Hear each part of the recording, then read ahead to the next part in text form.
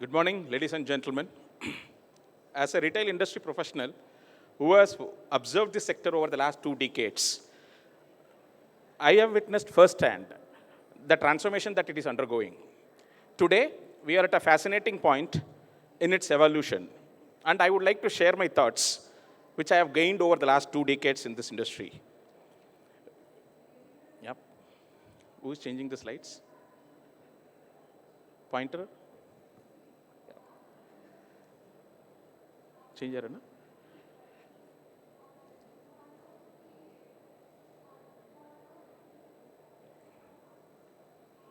You don't operate, I will operate, yeah. Sorry. See, when we think of about retail, the first thing that comes to our mind is the Kirana stores. The mom and pop stores that most of us would have seen. These stores have been the backbone of the communities. I have witnessed these stores actually carefully curating the inventory that they were holding to serve the customers in their respective catchment area. And of course, there is an ecosystem which has been set around with the owners of those Kirana shops, with the customers, and they try to survive. In early 2000, when we started our work with modern trade, we have actually started our journey with one of the modern trade company, Godrej. E-commerce is set to boom. Okay? The challenge which e-commerce was possessing was actually the customers, instead of going to the store, they actually started serving this customer to the doorstep. There was a big question about the survival of the Kirana stores with the rise of e-commerce. The question was, would the Kirana store disappear? Of course, later on we realized as a team, the obvious answer was no. Both the modern trade and Kirana store, actually, they thrived, they survived. Almost close to about 92% of the market occupied by the Kirana stores, and the modern trade taken a share of about 8%. Then came the next evolution in the form of e-commerce. It's in early 2010. E-commerce disrupted, of course, the entire industry.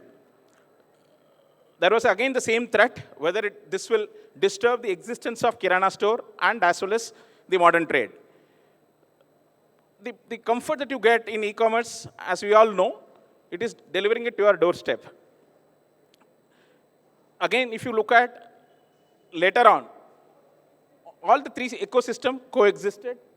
E-commerce also have carved out a space to an extent of 6.5% of total market space. Today, most of the speakers spoke about quick commerce. Okay? It's a buzzword. If you really look at, the quick commerce is currently occupying only 0.3% of the total market. Okay? But is it the case? Can we just ignore the rise of quick commerce as just one another change? Like the way we have seen e-commerce, like the way we have seen modern trade? I don't think so. Actually, the real wave is yet to spread. Let me explain why I say so. If you look at this data, I have just collected some data around the number of users who are using the quick commerce, and also the app downloads, the trend of app downloads over the last 1 year. You would see, I have plotted the data for Blinkit and Zepto. Blinkit being the market leader, occupying 40 to 45% of market share. You will see a significant rise in the number of users over the last 12 months. And, of course, what does it mean? This means that the sale is also increasing at a very rapid pace. If you look at the sale of quick commerce, ever since it has started in the year 2022, you would see almost 88% CAGR growth. If you really recall, after the modern trade got introduced or after the e-commerce got introduced, over the next 3 years of their launch, none of these channels have achieved this kind of a CAGR. This 88% CAGR is something very, very, very fascinating. Fine. Of course, the entire game is all about speed, promising deliveries in 6 to 10 minutes, astonishingly short lead time. This model relies on dark stores, as we all know, the local micro warehouses, which enables faster delivery to the customer. How they are able to achieve this kind of rapid growth? The key enablers, of course, are, as I said, time to service, 6 to 10 minutes flat, irrespective of what you are going to order from their catalog. And most importantly, this quantity that what you are going to order. No more bulk buying. You can order whatever you want. You can order just a packet of bread. You can order a packet of cheese. And of course, the target customers are the young generations, and they incentivize these guys with instant gratification. With this kind of growth, let's understand the impact that it is creating in the other trades. For the first time, there is a noticeable concern among Kirana store, modern trade, and e-commerce about the quick commerce impact. This concern has moved from hushed whispers to strategic discussions in many of the boardrooms. If you look at this data,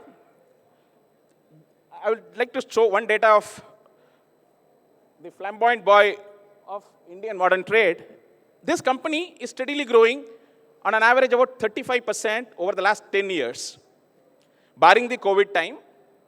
If you look at what has happened last year, their growth has dropped by almost 50% for the first time, ever since it has launched from 2014.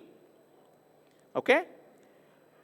I'm sure you would agree with me, the drop in this volume, the decline in modern trade growth, coupled with the rise of quick commerce, is not a coincidence. Actually, companies are now forced to reassess their strategies in terms of how to tackle this challenge which the quick commerce is imposing on. Let me take you through a few examples. FMCG companies like Godrej, they are now getting into a concept of consolidating the distributors in urban market. They are trying to rationalize them so that the distributors is operationally viable to serve the retailers at a shorter lead time. Similarly, they are also forced to think of giving higher credit terms because the distributors are now losing interest in urban cities because of the emergence of quick commerce. You just need the partner. You can't get into last mile connect as a principle. You need distributor. You need to retain them. The only way to retain them is to come up with some incentives like extended credits. Also, they are also talking about expanding the scope of the business by co-creating models with them, by arranging vans. I will help you in terms of supplying the material to your local retailers with multiple shipments, etc., etc., etc. This is on the FMCG side. If you look at the quick commerce side, how are they tackling this change? We all know Big Basket, a typical e-commerce player, started their entire business with the model of Super Serve, the slotted delivery. Most of you are all aware, we get material as per the convenient time slot the customer wants. From there on, they moved on to a next model called BB Instant. Rather than the material coming into your doorstep as per your slotted deliveries, the entire vending machine, they were trying to put it up in colonies.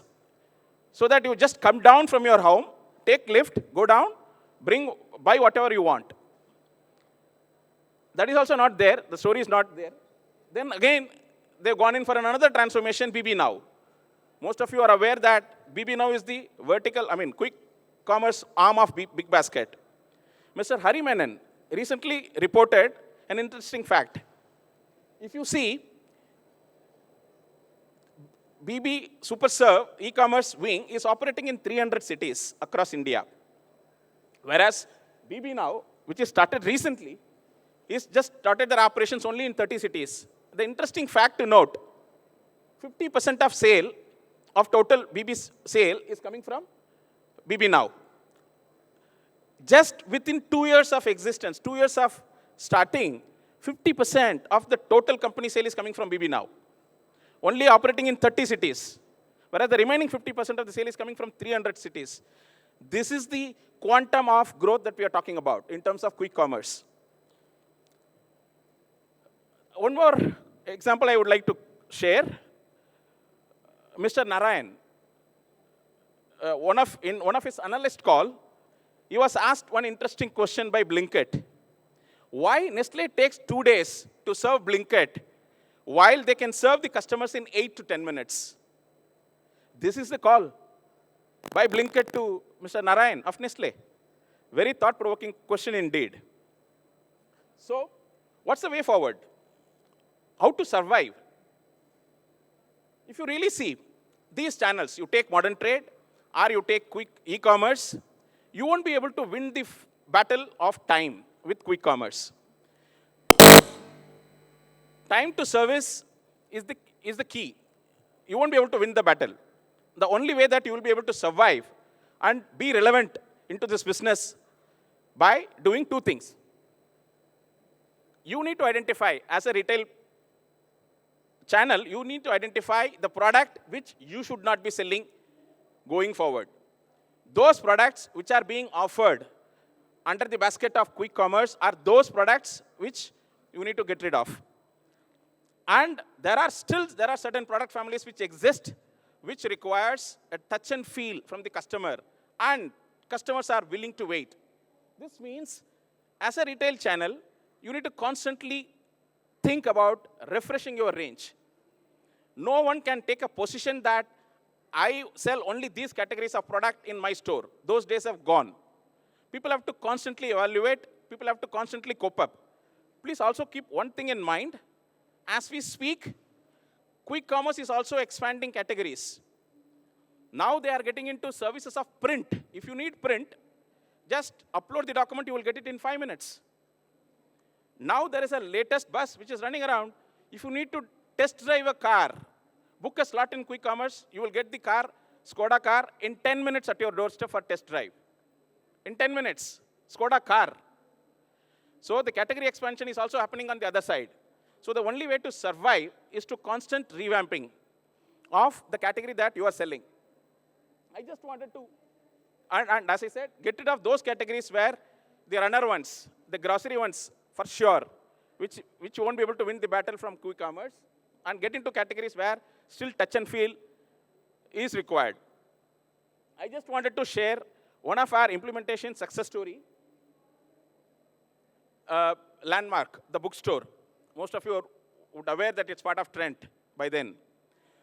This retail chain, when we got engaged with this retail chain, they were very famous for selling books and music.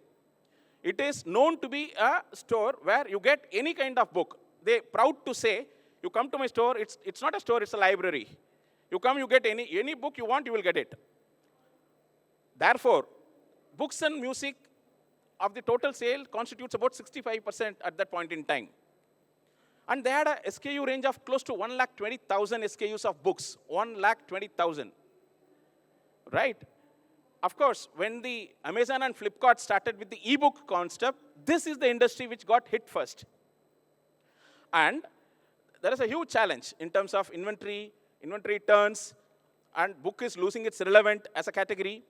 Then we applied the same principles of what not to sell, which is books, of course, and expanded into categories like toys and gaming.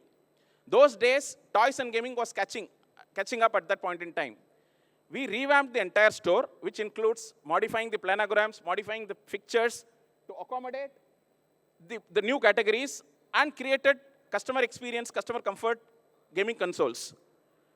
Like this, everyone has to think about the product that they are currently selling, and is it still relevant in the world of quick commerce is what we need to think. Just to conclude, as we all know, the retail industry is constantly evolving.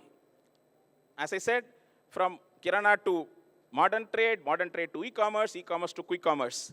The landscape is changing at an extraordinary pace. Quick commerce is not just another change, it's actually a force. As a retailer, we have to constantly evolve on the offering that we are currently doing in terms of selling. Otherwise, God help us. Thank you very much.